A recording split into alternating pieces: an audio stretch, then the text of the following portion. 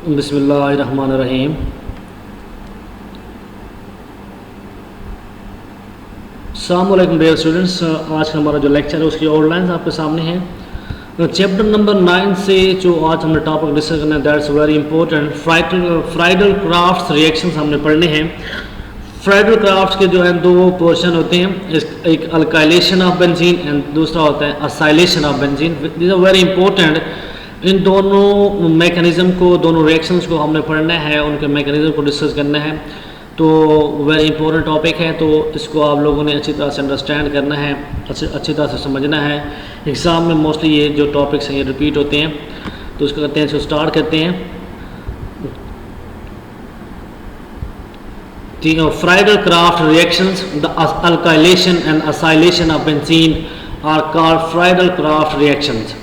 मतलब बेंजीन की असाइलेशन करवाना और अल्काइलेशन करवाना, बेंजीन के अंदर अल्काइल आर को इंट्रोड्यूस करना, उसके अंदर असाइल ग्रुप को इंट्रोड्यूस करवाना, that is called Friedl craft reactions.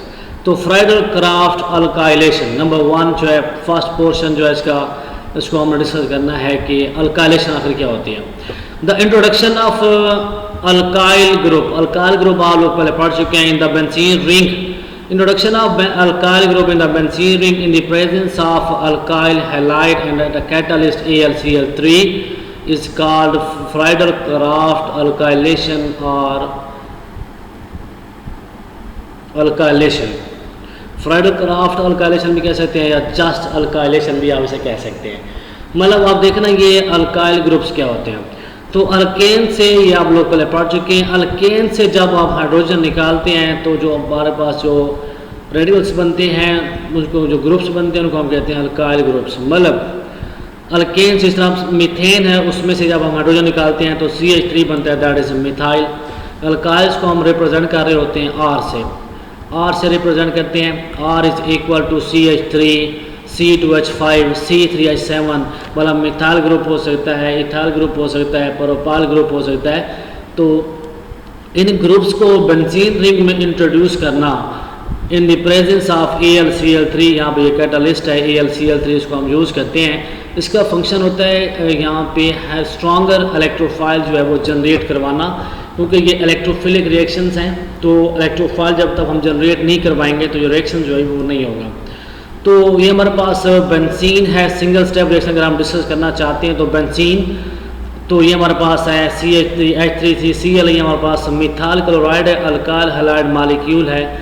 तो यहाँ पे जो हाइड्रोजन होगा बेंजीन का, that will act with Cl of the alkyl halide and produce HCl।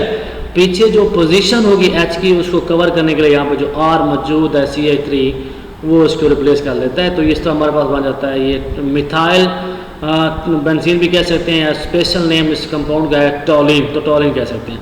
तो ये जो AlCl3 है इसको डिस्कस करना वेरी वेरी वेरी इंपॉर्टेंट है। तो ये कैटलिस्ट है, इसका function to produce stronger electrophile, that is a Lewis acid. ये जो AlCl3 है ये लीविस एसिड के तौर पर काम करता है, बिकॉज क्यों, that's AlCl3 is a electron deficient system. तो इलेक्ट्रॉन डेफिशिएंट सिस्टम है, तो ये ईजिली यहाँ पे इलेक्ट्रोफाइल को जनरेट करवाता है। तो हमारे पास जो है ये रिएक्शन सिंगल स्टेप में हमने इसको डिस्कस कर लिया हुआ है। अब हम इसके मैकेनिज्म को इसको डिस्कस करते हैं।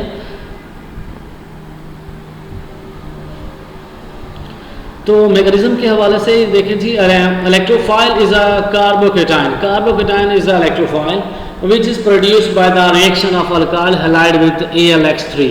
जब हम रिएक्शन करवाते हैं, ये हमारे AlCl3 मौजूद है, यहाँ पे RCl मौजूद है। तो AlCl का काम है यहाँ से क्लोरीन को रिमूव करवाना। जब क्लोरीन यहाँ से रिमूव होती है तो ये जो इलेक्ट्रॉन यहाँ पे दो मौजूद होते हैं, क्लोरीन ये दोनों इलेक्ट्रॉन लेके चला जाता है। जब दोनों इलेक्ट्रॉन लेके जाएगा, पीछे बेचारे R के पास कुछ भी नहीं बनेगा, इसके ऊपर आएगा प्लस चार्ज। तो ये कार्बोकेटाइन है, दैट इज इलेक्ट्रोफाइल। तो प्लस AlCl4 नेगेटिव, ये हमारे पास है न्यूक्लियोफाइल। तो जब इलेक्ट्रोफाइल बन जाता है तो फिर बेंजीन खुद न्यूक्लियोफाइल है, तो इसका जो पाई बॉन्ड्स है अटैक करते हैं R के ऊपर, ये डबल बॉन्ड यहाँ से ब्रेक हो जाता है, यहाँ पे पॉजिटिव चार्ज डेवलप हो जाता है, बेंजीन रिंग डिस्ट्रॉय हो जाता है। तो यहाँ पे R लग जाते हैं, हाइड्रोजन पर मौजूद होते हैं। अब बेंजीन की स्टेबिलिटी स्ट्रक्चर को स्टेबल करने के लिए फिर यहाँ पे जो न्यूक्लियोफाइल हमने प्रोड्यूस करवाया था मैकेनिज्म के अंदर, वो जाके अटैक करता है, वहाँ पे जो हाइड्रोजन उसको वहाँ से रिमूव करवाता है, और जो बॉन्ड हाइड्रोजन वाला वो शिफ्ट हो जाता है, बेंजीन की स्ट्रक्चर वो रिटेन हो जाती है। और यहाँ पे हमारे पास बनता है HCl एंड AlCl3। तो इसको कहते हैं, ये बेंजीन है, इसके अंदर R ग्रुप इंट्रोड्यूस हो गया, इसको कहते हैं अल्काइलेशन। तो अल्काइलेशन से कहते हैं। तो सेकंड जो नेक्स्ट जो पार्ट है इस रिएक्शन का, फ्रेडल-क्राफ्ट रिएक्शन का, उसको कहते हैं असाइलेशन। तो introduction of acyl group.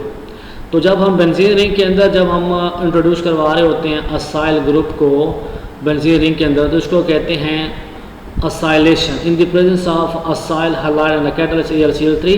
AlCl3 को हम कैटालिस्ट ही यूज़ करते हैं। तो यहाँ पे हम पहले क्या करवाते हैं, असाइल हैलाइड मॉलिक्यूल जो हैं उनके साथ हम बेंजीन का रिएक्शन करवाते हैं।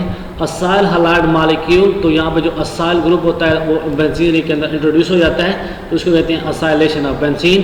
तो ये हमारे पास है एसिटाइल क्लोराइड मौजूद है यहाँ पे, इसका हम रिएक्शन करवाते हैं बेंजीन के साथ। तो बेंजीन का जो हाइड्रोजन है that replace with chlorine that will form HCl। पीछे जो हमारे पास बचेगा इसके ऊपर आएगा चार्ज, पॉजिटिव चार्ज कार्बन के ऊपर आएगा, और ये सिंगल स्टेप रिएक्शन हो रहा है यहाँ पे। तो बेंजीन जो है इसके साथ जो 5 इलेक्ट्रॉन्स इसके ऊपर अटैक करके इसका बॉन्ड बना के तो ये बनाएंगे एसीटाफिनोन। तो ये हमारे पास बन जाएगा एसीटाफिनोन, ये बन गया साथ में HCl। अब इस रिएक्शन का हम मैकेनिज्म जिससे कहते हैं,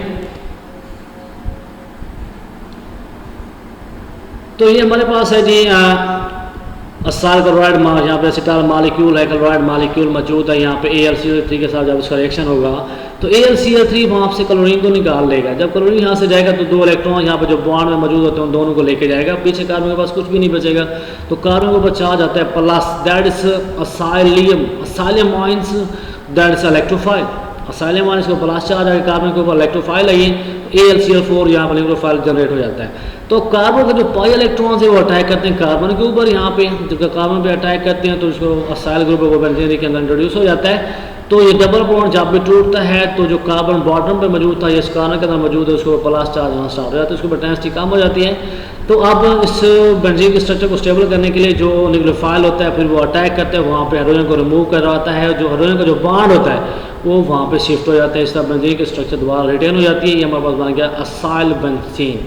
तो अब HCl बन गया साथ में AlCl3। तो ये जो दोनों टॉपिक्स हैं या एक रिएक्शन है जिसका मैकेनिज्म है वेरी वेरी इंपॉर्टेंट है, वो आप लोगों ने अच्छी तरह से अंडरस्टैंड करना है। एग्जाम के में अक्सर ये क्वेश्चन रिपीट होता है।